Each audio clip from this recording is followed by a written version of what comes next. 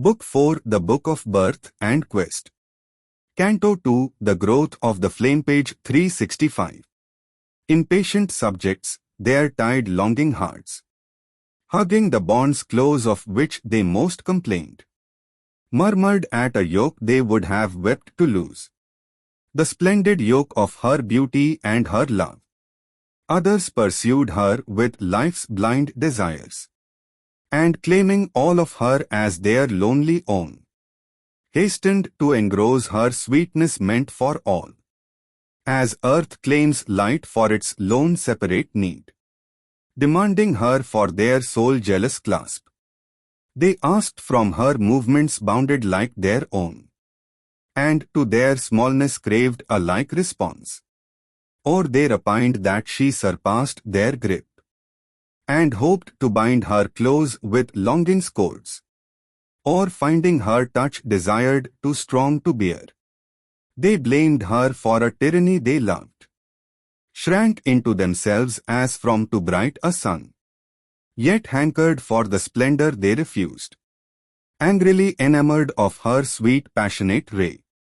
The weakness of their earth could hardly bear.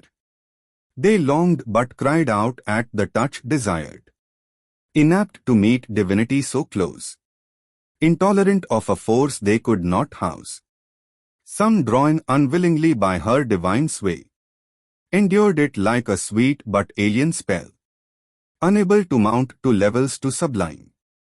They yearned to draw her down to their own earth, or forced to center round her their passionate lives.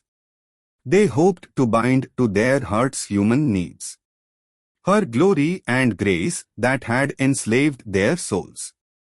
But mid this world, these hearts that answered her call, none could stand up her equal and her mate. In vain she stooped to equal them with her heights. Too pure that air was for small souls to breathe, these comrade selves to raise to her own wide breadths. Her heart desired and fill with her own power. Book 4 The Book of Birth and Quest. Canto 2 The Growth of the Flame, page 366.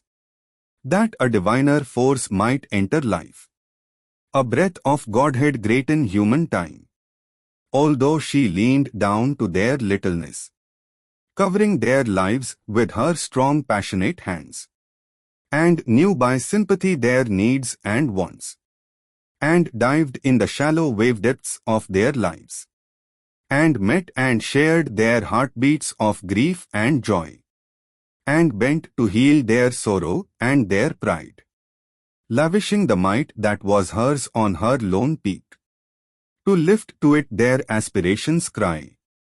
And though she drew their souls into her vast, and surrounded with the silence of her deeps, and held as the great mother holds her own, only her earthly surface bore their charge, and mixed its fire with their mortality. Her greater self lived soul, unclaimed, within, oftener in dumb nature's stir and peace. A nearness she could feel serenely won. The force in her drew earth's subhuman broods, and to her spirit's large and free delight, she joined the ardent-hued magnificent lives of animal and bird and flower and tree. They answered to her with the simple heart. In man a dim disturbing somewhat lives. It knows but turns away from divine light, preferring the dark ignorance of the fall. Among the many who came drawn to her, nowhere she found her partner of high tasks, the comrade of her soul, her other self, who was made with her, like God and nature, one. Some near approached, were touched, caught fire, then failed. Too great was her demand, too pure her force, thus lighting earth around her like a sun.